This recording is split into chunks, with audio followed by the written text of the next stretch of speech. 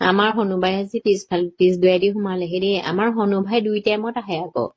ৰাতিপুৱা বেলা আহে আৰু 12টাৰ পৰা 4টামান বজাৰ ভিতৰত আহে।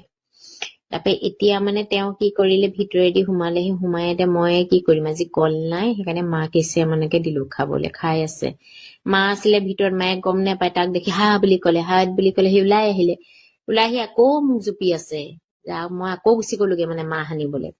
সি জুপি আছে তেনেকুৱাত আকৌ কুকুৰকেইটা আহিলে নহয়। সেই কুকুৰকেইটাই আকৌ কি উৎপাত কৰে বুলি মই আকৌ গ্ৰিলখন খুলি দিয়া নাই। সেয়া চব মই আকৌ তাক দিছো। সি খাই আছে ধুনীয়াকে বহি, তলত পৰাখিনি খাই লৈছে দেই। তাৰপিছত আকৌ হাতত থকা চিৰাও নিব মানে লাহেকে। তলৰ খিনি খাই ধুনীয়াকে খতম কৰি লব। তাৰপিছতে সি হাতৰ চিৰাও লৈ যাব ধুনীয়াকে। লৈ গৈ খাবগৈ। মোক চাইছে আৰু, খাই শেষ হোৱা নাই সেইকাৰণে চাই আছে আৰু সি মোক। আহে মাজে মাজে, মানে বেয়া পাওঁ আৰু মই খেদিবলৈ, কিন্তু হাজাৰ হাজাৰ বান্দৰ আছে আমাৰ ইয়াত। এওঁ অলপ বেলেগ মানে। এওঁ আহে ভিতৰতো সোমাই, কিন্তু একো নকৰে। ফ্ৰিজো খুলি চাব, কিন্তু একো নিনিয়ে। ফ্ৰিজৰ পৰা একো বস্তু নিনিয়ে।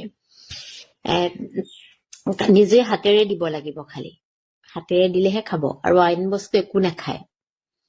একো হেচিয়াও নিলে, নি খালে একো নাখায়। কল খাব, এনেকুৱা এইবিলাক খাই বহি আছে। ওপৰলৈ উঠি গল, ওপৰত গৈ পানি বহি ধুনীয়াকে এতিয়া খাই আছে আৰু।